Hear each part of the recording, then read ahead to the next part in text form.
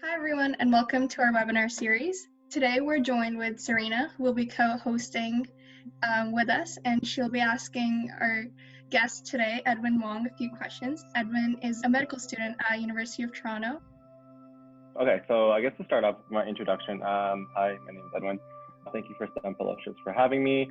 So currently I'm a second year medical student here at the University of Toronto. A little bit of background for my education. So many of you are high school students, so I guess it's important to kind of say where I went to high school. I did my high school at Milliken Mills High School in Markham, Ontario. And then I completed a bachelor's degree in McMaster University, studying biology, psychology, and mathematics.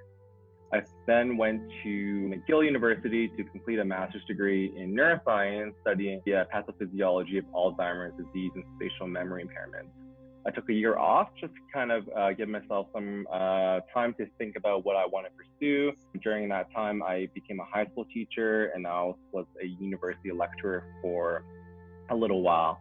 And so all of that to say is that I took a bit of time before applying to medical school because it's something that I really wanted to figure out on my own, and then happy to answer your questions. The first batch of questions is going to be about workload and time management. So the first question is, with the intense workload that you must go through, how do you find balance between doing the things you like, staying healthy, and doing schoolwork? As you can imagine, medical school is quite intense. There is a lot of content. It's quite heavy, and you kind of have to learn things in a very fast pace. It's almost analogous, and it's quite similar to this analogy that everyone uses. You're drinking from a fire hydrant because there's a lot of information at a very fast pace. So it's very difficult to always drink that information and understand it and then apply it. That being said, it is something that all the information is going to be really repetitive. So, you're not going to learn how to treat a heart attack just once in your entire life. That information is going to be something that's repetitive throughout medical school and throughout your medical training. So I wouldn't worry about memorizing everything and understanding everything the very first time. It's something that will be quite intuitive as you continue on into your training. How to balance hobbies. I actually find that a lot of my friends like myself have more free time to actually do hobbies and figure out interests that we enjoy, particularly because in high school, you all have a schedule that's very finite and very scheduled. So you have, for example, go to class from 9 to 4 p.m. That's something that's no questions asked. You have to attend class and you have attendance.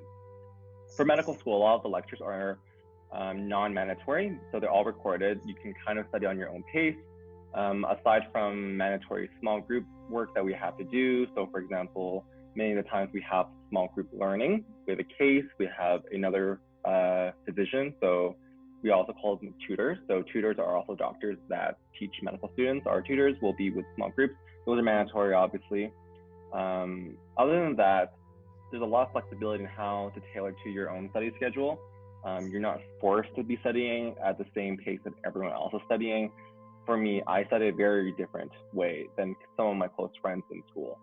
And because of that flexibility, I can choose when I want to do things like this, when I want to go to sleep, when I want to watch Netflix.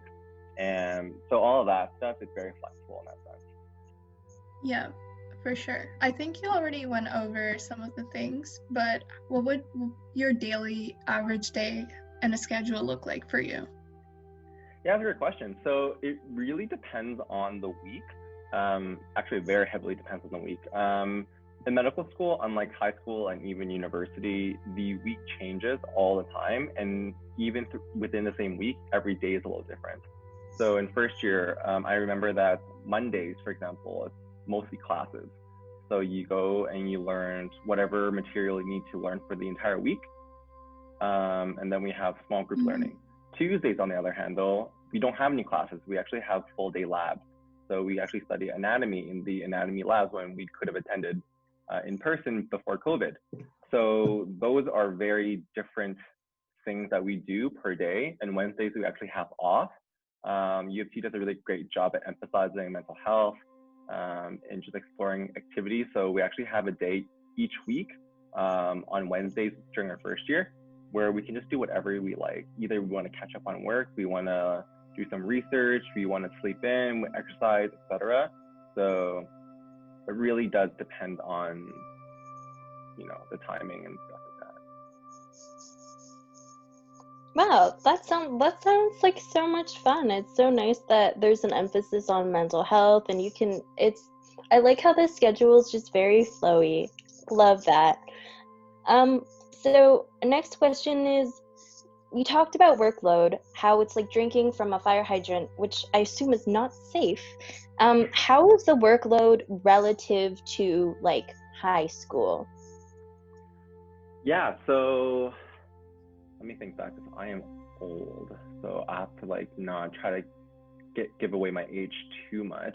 But back when I was in high school, so your age, I remember it can be quite intense, because depending on the teacher, I think it's very dependent on the class, whether or not you're doing like university level, college level, AP, or IB, if your school offers that. The amount of work actually depends on that. I find that I have more time or free time now, but because you're in a higher level of schooling, you have more responsibilities. So there is that kind of give or take kind of situation. For university or medical school, there is no question that there's more material to learn relative to high school. But there is actually little pressure to do super well in medical school. Reason why is because in Canadian medical school, it's actually pass or fail for majority of the schools, meaning that as long as you hit a certain cutoff for your exams and your assessments, it doesn't really matter how high your mark is. Whereas, in high school and university, many of the high school students are trying to get into competitive university programs, so all those marks, especially in your first semester marks, actually count. In university, you're applying to maybe other programs like graduate, medical school, dental school, etc. So those marks count. So in a sense, there's less stress and less emphasis on marks and more emphasis on just understanding the material. Whether or not that is less stress or more stress, who knows overall, but that depends on the person.